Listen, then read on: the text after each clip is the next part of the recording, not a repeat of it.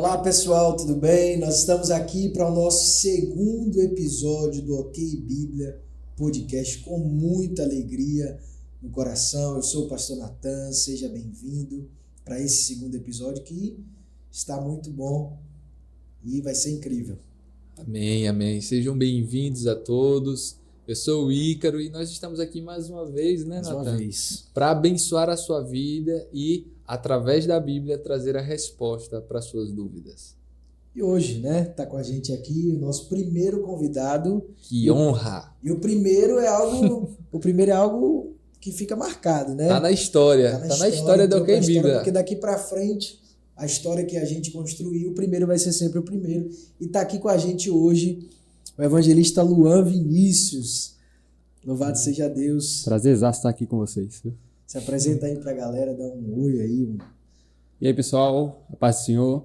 Me chamo Luan Vinícius e estou me sentindo muito honrado ser o primeiro convidado desse podcast que tem tudo para crescer aí, né? Amém, amém. Glória a Deus. E como é a nossa primeira entrevista nesse método de entrevistar alguém, a gente quer que você fale, né? Conte um pouco da sua história. Tem pessoas que te conhecem a sua história, tem pessoas que só te conhecem. E é um dos maiores evangelistas da região. Da região. Louvado seja Deus. Luan Vinícius. Por incrível que pareça, tem uma curiosidade. Quando eu cheguei aqui na região, eu sou um pastor missionário, então quando eu vim para cá cerca de um ano e pouquinho atrás, para a região aqui de Tucano, uma das primeiras pessoas que eu conheci foi o Ícaro, né? E depois sempre me falavam do Luan, você tem que conhecer o Luan, um jovem que prega a palavra, um jovem de Deus, você tem que conhecer o Luan. Conheci o Luan, já pregou lá na igreja também, convidei ele. Então é um jovem que de fato é especial, carrega a Cristo, e a gente está honrado de ter você aqui. E aí, quem é Luan? Conta a sua história pra gente, sua história de conversão, tudo mais. A minha história começa um pouco antes de eu nascer, né? Com meus pais. Eles são de Feira de Santana, década de 90 ali, eles, naquele movimento ali das comunidades, eles acabaram se convertendo. Eles se converteram na década de 90, naquela mesma década se conheceram, se casaram e chegaram aqui, Caldas do Jorro, pertence a Tucano, em 2001. Então, eu nasci em 2004, já no contexto de igreja, já no contexto cristão, e meus pais ali servindo ao Senhor na igreja e tal. Fui levado à igreja logo cedo, apresentado, escola dominical, e fui crescendo nesse contexto. Eu creio que há aquele momento que o Senhor nos chama. Sim. Mas dentro desse processo há aqueles pontos altos, né? E eu creio que um dos pontos altos da minha história foi quando eu tinha 5 anos. Eu fui diagnosticado com câncer no rim esquerdo. E meus pais cristãos começaram a orar pela minha vida e tal, entregaram ao Senhor, e a gente naquela batalha toda, e eu ali meio que entendendo ou não, que 5 anos de idade, né? E a gente foi pro tratamento, Salvador, até que chegou no momento da cirurgia, e o Senhor o tempo todo guiando. O Senhor o tempo todo guiando o processo. E era um tumor maligno no rim esquerdo. Quando a gente chegou para fazer a cirurgia, fiz a cirurgia, foi 100% de sucesso. Glória a Deus. Ou seja, desde pequeno eu vi o Senhor intervir na minha vida, né? Desde pequeno, já nasci num lar cristão, então ouvi a palavra do Senhor, fui ensinado. Minha mãe me ensinava versículos bíblicos para gravar, salmos, um salmo para dormir, outro para acordar. Em paz me deitarei, também dormirei, porque o Senhor está comigo. Eu deitei, dormi e acordei, porque o Senhor me sustentou. Então, esse contexto, e ali com 5 anos eu creio que foi um ponto alto da minha vida, onde eu vi a mão do Senhor tocando e guiando todo o processo, até eu ser completamente curado. Nesse contexto, o meu pai, ele foi chamado para o ministério, porque agora eram 2 milagres. Meu pai que veio do mundo das drogas, agora com um filho que foi curado de câncer, o Senhor tocou no coração dele, até que culminou na abertura de um ponto, que depois se tornou uma igreja, e ele pastor. Mas como eu comentava há poucos dias com o Ícaro e o pastor Natan, filho de crente não significa necessariamente que é crente. Exato. Apesar de eu ver, ótimo ponto. apesar de eu ver todo esse mover na minha vida, apesar de tudo isso, o filho de crente, ele nasce também debaixo do pecado. E eu não era crente ainda. Mas como eu disse, o Senhor ia moldando e tocando e agilizando todo o processo. Até que com os meus 15 anos de idade, eu senti a mão do Senhor. Eu, através de pregações, através de ministrações online, olha aí, online. Aí, que bênção. A bênção da internet. E eu olhei e agora a mensagem da cruz, a mensagem do amor de Cristo por mim, agora parece fazer sentido. Sabe, era como se eu tivesse nascido numa cristã, Cristo estava ali do lado, mas nunca tinha tido aquele E o interessante aí, ó, se foi online, foi na época da pandemia. Isso. Foi antes ali da pandemia. Isso o quê? Janeiro, fevereiro, a pandemia veio em fevereiro. E ali o bom da internet, né? Isso. Eu ouvi do amor de Deus e agora parece que faz sentido.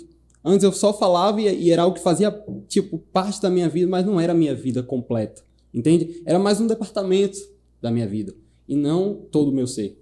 E ali aquela mensagem me tocou e o Senhor, eu creio que me chamou de forma irresistível e eu comecei a olhar para o amor de Deus de forma diferente, dizendo, eu tenho que viver para isso. Eu conheci esse amor e eu tenho que levar para outras pessoas, até onde as pessoas me reconheceram como evangelista. E muitas pessoas são chamadas, né, para o reino, para servir e visam o quê? Grandes igrejas, megas templos, megas eventos, mas o primeiro evento do Luan foi em uma bicicleta numa caixinha de som na Praça do Jorro, em frente a Gustari. Ai, que benção.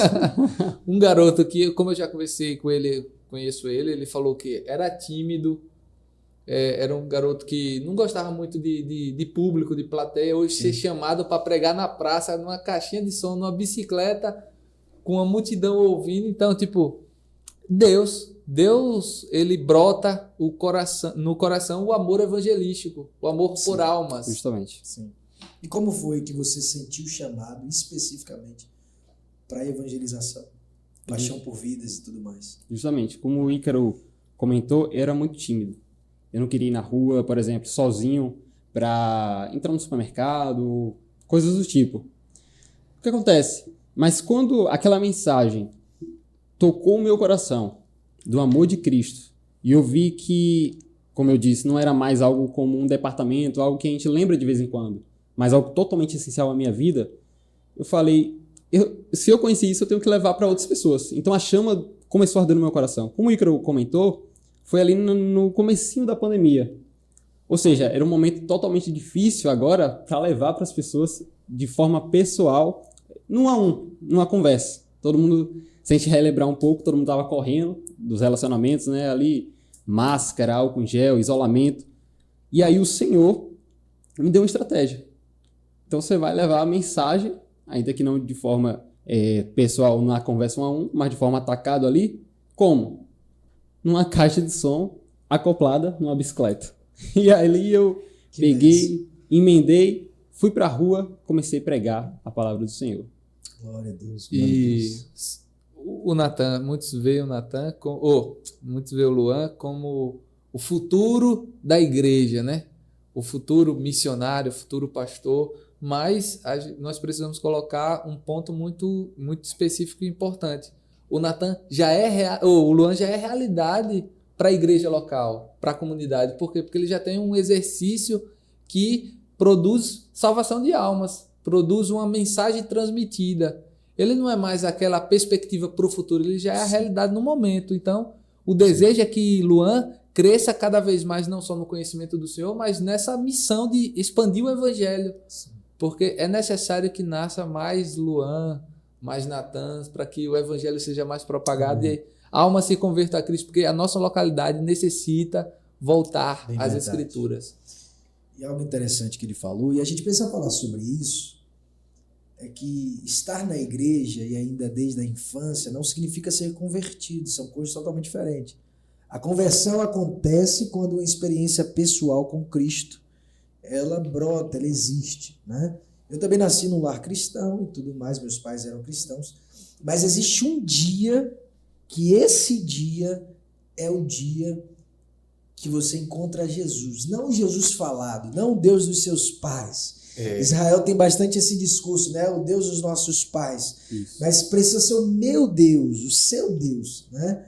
Jacó só foi transformado para Israel quando ele se encontrou com esse Deus. Até então era o Deus de Isaac, era o Deus do vô Abraão. Agora era pessoal, agora ele viu face a face. E é interessante você falar isso, porque nem todo filho de pastor é neto de Deus, né? Exatamente. Precisa de se converter também quem nasce na igreja. Com certeza. A gente vê as pessoas que têm um testemunho, que veio da vida do crime, a gente, poxa, que glória a Deus. Mas às vezes a gente não considera essas pessoas que teve uma vida mais piedosa, mais... Pegou no ponto. Mais tranquila moralmente falando, né? E a gente não lida com a conversão dessas pessoas. Como foi para você, assim, já viver em igreja ali com seus pais, mas ainda não tinha uma experiência real, e depois, quando você teve essa experiência real, você viu uma grande diferença. Como foi para você isso?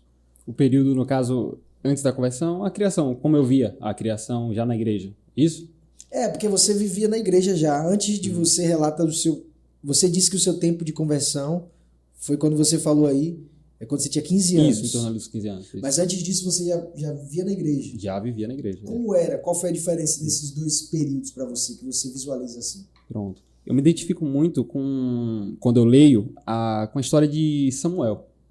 Porque Samuel, como eu disse, a história começa antes mesmo de Samuel. Para o autor bíblico, ele contar a história de Samuel, ele conta a história da mãe de Samuel, que é Ana. Ele conta como Samuel foi gerado, que veio de um milagre. Ana, que não podia ter filhos, ela ora ao Senhor, faz um voto com o Senhor: se o Senhor me der filhos, eu o darei ao Senhor de volta. E Samuel, ele não sabia nada disso, ele nem tinha nascido. Mas aí, quando ele nasce e a mãe, ela fiel ao Senhor, cumpre o voto dela, ela entrega ao Senhor, então o menino, a Bíblia diz que ele começou a servir na casa do Senhor. Só que é interessante que diz que Samuel, ele servia ao Senhor, só que se você anda um pouco mais, diz assim, mas Samuel não conhecia o Senhor. Exato. Ou seja, eu nasci num lar cristão, então, como eu disse, eu estava envolvido ali, eu era a letra O, por exemplo, né, Jesus te... Não, peraí. Eu era a letra A, Jesus te ama, no coral. Cada criança tinha sua letra, né? Sim. Aí no coral, na apresentação, na coreografia, eu era a letra A, estava ali. O irmão vai ler um versículo hoje, o irmão vai louvar hoje. Tinha esse contato. Muitas vezes também... estava servindo na igreja local, estava vivendo na igreja. Mas não conhecia o Senhor. Às vezes tem pessoas, e eu já fui para esse extremo, dizer assim, não, então tudo que eu vivi antes era uma mentira. Às vezes você fala assim, não, tudo que eu vivi, eu creio que o Senhor, ele era de verdade, apesar de eu não reconhecer, entende? Não é que aquelas experiências eram mentirosas, não. Eu creio que o Senhor estava guiando todo o processo, apesar de eu não saber disso. O que acontece é que eu não sabia disso. E então, é até bom eu falar um pouco antes, que antes desse período de 2020, que eu tinha 15 anos, ali em 2019, finalzinho, eu lembro de uma experiência marcante. Rapidamente falar que eu estava indo para casa de um irmão da igreja para a gente assistir a final do Mundial de Clubes do Flamengo. Sou flamenguista. Não deu certo, hein? E aí, aquele irmão, ele tinha recebido um grupo de Feira de Santana. Ou seja, tinha ali alguns jovens. Em 2019, então eu ainda tinha 14 anos. O que acontece? Quando a gente estava ali, a gente passou o dia com eles, e aqueles jovens eram cristãos.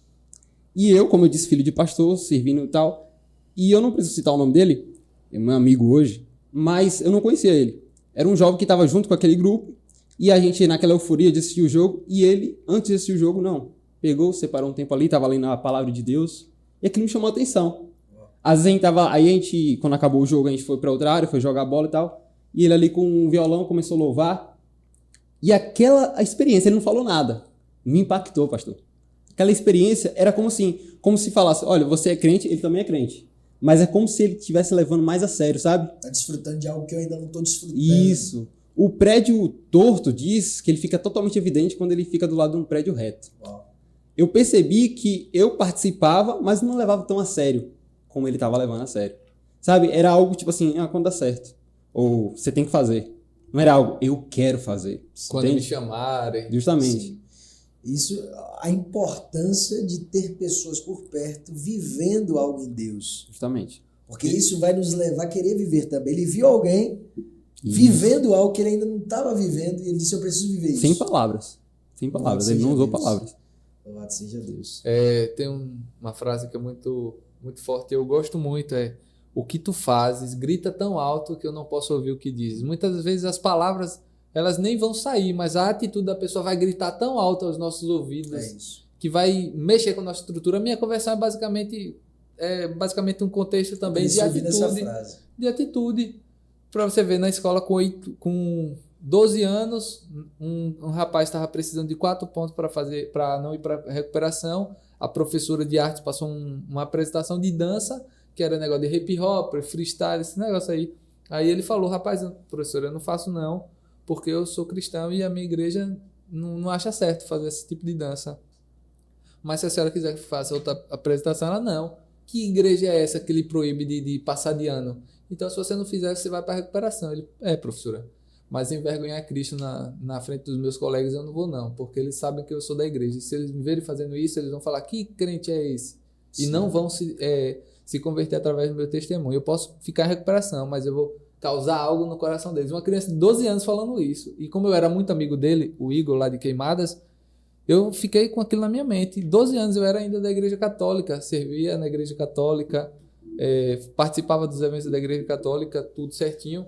Mas aquilo impactou a minha mente. E quando eu me converti, uma das coisas que veio na minha mente logo de primeira foi essa atitude desse meu colega. Rapaz, eu sei o valor da atitude dele hoje, porque a atitude dele causou algo espiritual na minha vida para transformação. Ele não falou uma palavra.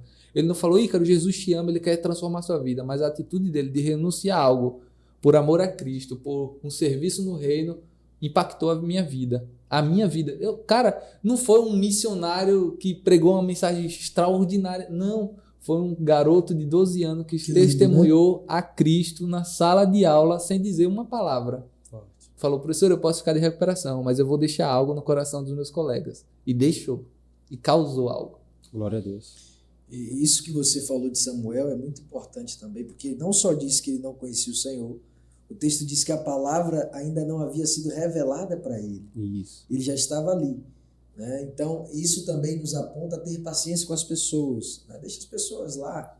Uma hora Deus vai atraí-las, uma hora elas vão ter um encontro pessoal.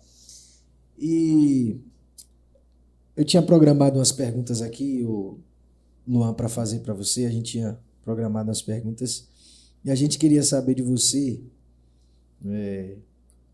que você falasse aí sobre livros que marcaram a sua vida. Né? Fala aí pro pessoal. Ele é o cara que mais manda PDF de livro no meu WhatsApp. Mandar para mim também. Mandar para mim também. Achou umas oportunidades lá bom para mim. Mas fala pra gente aí. Eu sei que você lê, então, estuda a Bíblia, estuda teologia. Louvado seja Deus por isso. Quais livros que marcaram a sua vida? Tá fazendo faculdade de História também, um homem. Fazendo faculdade de História? Isso. Aí temos um historiador que benção. Pela misericórdia de Deus. Louvado seja Deus. Livros que marcaram a sua vida. Conta aí, pessoal, e que você indica também. Pronto. E o porquê marcou, né? Isso. Tem um dos livros que eu recomendo e tento. Claro que a gente não vai falar sobre a Bíblia, é a base, é o chão. Né? Quando a gente fala de livro, a gente tá ali, a Bíblia ela tá fora da curva, como a gente poderia dizer. Um dos livros que eu recomendo bastante é o Verdadeiro Evangelho. Esse livro me marcou profundamente. Do autor Paul Washer. Que ele não é que ele escreveu. Compilaram, né, as pregações dele tal, até formar o livro Verdadeiro Evangelho. Onde Paul Washer, ele pega o texto de Romanos 3, 23 até o 26 e ele explica detalhadamente. Ele é como se fosse uma exposição. O livro é uma exposição desse texto, Romanos 3, 23 até o 26. E o que ele basicamente vai fazer é comparar o evangelho verdadeiro, puro, que Paulo apresenta na carta aos Romanos, porque a carta aos Romanos é isso, é uma explicação de Paulo para aquela igreja de Roma, a qual ele ainda não conhecia pessoalmente, mas queria passar e criar uma ponte para ir para a Espanha. Então, o que é que Paulo crê? Então, ele explica em Romanos. E ali, mais precisamente, Romanos 3, 23, onde todos pecaram e carecem da glória de Deus, e não para por aí, sendo gratuitamente justificados pela fé em Cristo Jesus. E esse livro, quando eu li, eu fui quebrado totalmente. Capítulo 1, a extrema pecaminosidade humana. Paul Washer, ele destrói todos os argumentos das boas obras e destrói totalmente sua autojustiça. E eu, lendo aquele livro, fui totalmente impactado. Mas não somente isso, mas depois confortado. Porque é isso que o evangelho faz. Sim. O verdadeiro evangelho, ele não traz as boas novas primeiro. Não. Primeiro ele mostra por que você precisa das boas novas. E então você recebe as boas novas. Eu sempre falo que a boa notícia é precedida pela má notícia. Isso. Né? Isso boa. Antes de você apresentar a boa notícia, você apresenta a má notícia. Você está Justamente. perdido. Né? Se não vier, se você não receber essa boa nova, você está perdido. Porque se trouxer a boa notícia, poxa, eu sou amado. Aí quando vem a má notícia, poxa, eu sou indigno, por isso que eu necessito de um Cristo Justamente. salvífico na minha Esse vida. livro é muito top mesmo, muito forte. O pai do John Piper, que era missionário, dizia assim para ele: meu filho, não é difícil fazer com que as pessoas busquem Cristo. Difícil é fazer com que elas enxerguem que são pecadoras e precisam dele. É. Porque uma vez que ela Dá um enxerga corte aí. isso, ela vai querer Cristo. Então, esse é um dos livros. Um segundo que eu poderia citar é o Graça Transformadora. Saiu até pouco tempo, do pastor Luciano Subirá. Isso eu li. Muito bom. Muito bom. Ele diz que é o livro da vida dele, né? Sim. Porque em questão de tanto em tamanho quanto a dedicação que ele esforçou e o assunto, a graça de Deus. E da mesma forma, ali é explicado o evangelho e ele Muito mostra a detalhado. graça de Deus. Muito conteúdo. Recomendo demais. Nossa. Porque ele faz um panorama bíblico desde a criação até a consumação, mostrando como a graça de Deus agiu. Será que a graça de Deus ela só aparece no Novo Testamento? Sim. Será que ela só veio... Porque tem um famoso texto, né? A lei foi dada através de Moisés, mas a graça e a verdade vieram por meio de Cristo. Mas será que não vai ver a graça no Antigo Testamento? Como é que as pessoas eram salvas no Antigo Testamento? Sim. Muito bom, muito E bom. ele vai discorrendo sobre isso, mostrando o movimento causa da umas graça. perguntas. O Luan falando causa umas perguntas na nossa mente e a gente vai perguntar pro Luan responder, Sim, né? Justamente. Luan, o que eu preciso fazer para ser salvo? Isso. Me perguntaram isso há poucos dias nos box. É crer em Cristo Jesus, o seu Senhor. A Bíblia diz: arrependam-se e creiam em Cristo. O que eu preciso fazer? É confiar em Cristo Jesus, através do arrependimento e fé nele. Arrependimento e fé é uma moeda de dois lados. Você se arrepende dos seus pecados, vendo que você não consegue ser salvo, vendo que você está no mau caminho de rebeldia contra Deus, mas por outro lado você também crê em Cristo Jesus como seu único salvador e mediador. E salvo do quê? Porque a gente é salvo, mas salvo do quê? Todo homem ele nasce pecador, devido a Adão. Todo homem ele nasce condenado diante de Deus, um Deus justo e santo. Mas por meio de Cristo Jesus, Deus pode enviar salvação. Porque Cristo Jesus ele não é somente o amor, Cristo também ele é a justiça. Como que um Deus santo poderia perdoar os pecadores sem deixar de ser justo? Porque se a gente olha para um juiz que perdoa um criminoso que merecia a condenação de 20 anos e diz: olha meu filho, pode ir livre, eu sou um juiz muito bom, você não precisa pagar nada. Exato. Você está salvo dessa condenação. Esse juiz ele pode até ser bom para esse criminoso, mas não diante da lei. Então o que Deus fez? Ele enviou Jesus, justamente, aquele que cumpriu a justa condenação que era nossa, no seu corpo. De modo que se você se arrepende dos seus pecados, dizendo que está no caminho errado, e confia em Cristo como seu único meio de salvação, terás a vida eterna. E isso é importante, porque a gente olha para a frase Deus é justo e às vezes a gente olha só para um lado. Deus é tão justo que ele precisou punir alguém. Isso. Jesus foi punido pelo Pai. Às vezes as pessoas têm uma visão errada da cruz. Pensa que o diabo que estava colocando Jesus na cruz. Não, Jesus se entregou, ele foi entregue. Ele diz: ninguém toma minha vida, eu a dou. Muitos têm até pregações dizendo que Satanás celebrou quando Cristo foi crucificado. Foi a derrota definitiva. Ao contrário, ele se preocupou porque estava cumprindo o que está escrito. Foi a derrota definitiva. Isso. Justamente, Cristo precisou sofrer porque Deus é justo. Alguém precisava pagar essa conta. A gente acha ruim quando o juiz inocenta alguém que foi culpado. A gente diz: não é justo. Então, se tinha culpados, que éramos nós, alguém precisava pagar esse negócio. Então, o Filho pagou em nosso lugar. Uhum. Louvado seja Deus. Então esses dois livros aí, pastor.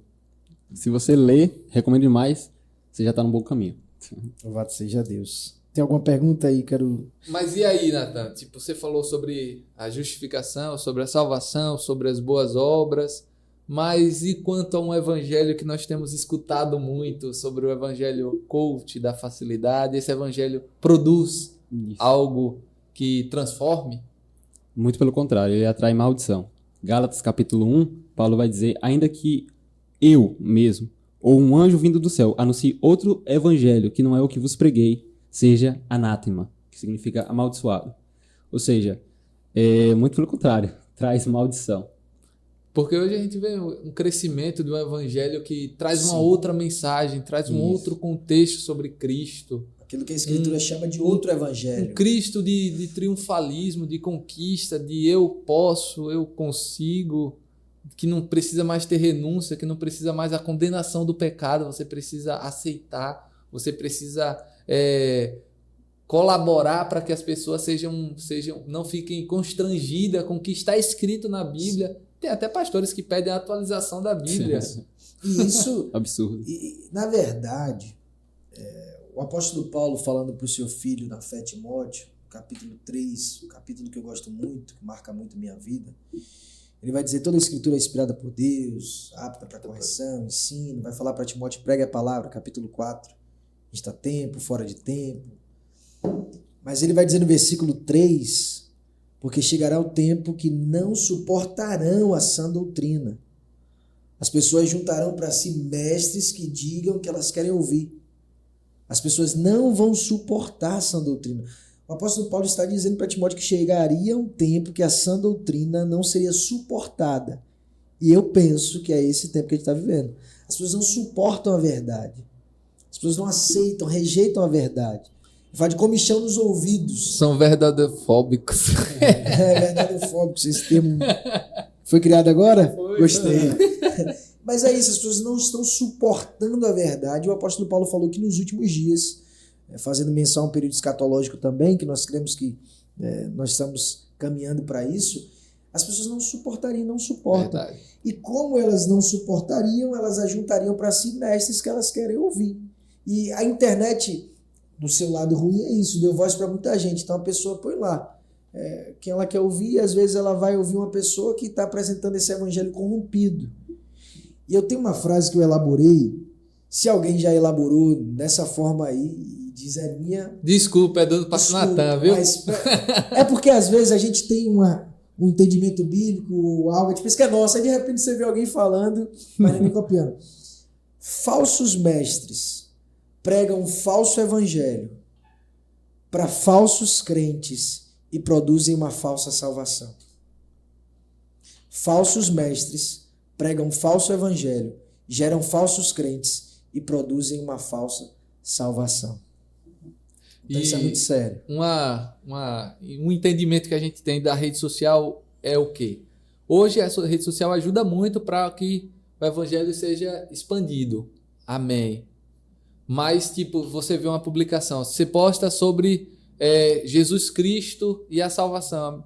A quantidade de like, a quantidade de compartilhamento, de comentário é bem reduzida. Agora poste uma coisa da sua vida normal, tipo, eu postei da gravidez da minha esposa, tipo, teve muitos likes, muitas pessoas comentando e tal, mas quando você posta uma mensagem bíblica, um ensino da palavra, que é aquilo que pode incendiar a alma daquela pessoa... Eu falei isso com a minha esposa, a gente postou também a entendeu? Foto da nossa gestação e tal. Assim, absurdamente, quase 700 pessoas ali e tal. A gente às vezes posta um conteúdo, a mensagem do evangelho, de fato. Pessoal, se preocupem com a Bíblia. E o próprio sistema do Google, do Instagram, da internet, o algoritmo. Vão boicotando, né, o algoritmo. E é um negócio que é complicado e a gente sabe que tem toda uma ação maligna por trás. Uma diretriz do Instagram. Mas é isso. E o bate-volta? Caminhando já para para esse aspecto final, você que está em casa aí, o nosso podcast não vai ser muito longo, a gente vai fazer algo robusto assim, mas não muito longo, mas crendo que a sua vida vai ser abençoada nesses minutos que a gente vai estar conversando aqui com esses vários personagens, com o Luan hoje aqui, e a gente tem um bate e volta, né? A gente vai falar uma palavra, eu posso falar aleatoriamente, você também, e a gente quer que você fale a primeira coisa que vem na sua cabeça, né? O que vem no seu coração ao ouvir cada palavra, né? Pode começar. Falso profeta. Amaldiçoado. Jesus. Tudo. Rede social. Ferramenta. A Bíblia. Nossa bússola. Igreja. Família. Pregação. Outra ferramenta. Almas. Riqueza. Esse é Família. A base. Ministério. Privilégio. Uau. É isso. Perfeito. Você foi Gabaritou. Você Mas em casa aí, gabaritou. a riqueza, essa foi pesada. Sim. É. Pai. Você que é filho de pastor, tem essa figura pastoral em casa. A figura do pai para você, o que significa? Um herói.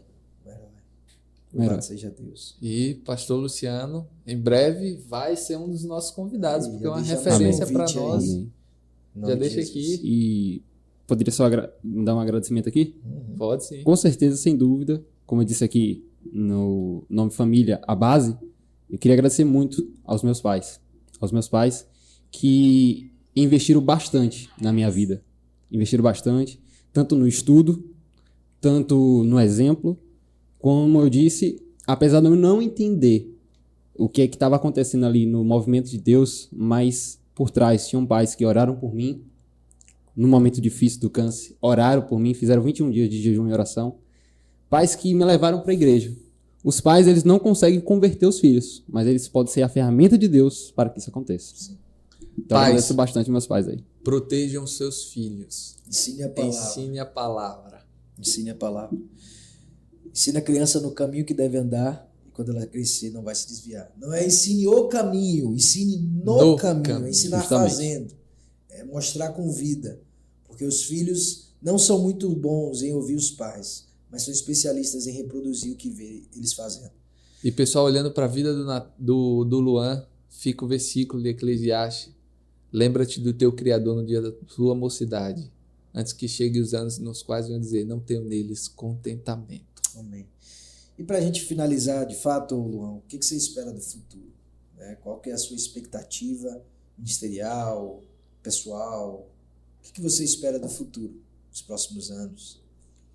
Eu espero que a cada dia eu poderia falar de muitas coisas, eu tenho bastante planos, eu tenho bastante sonhos, mas eu espero que a cada dia eu possa estar mais e mais alinhado à vontade de Deus que encontramos na palavra dele.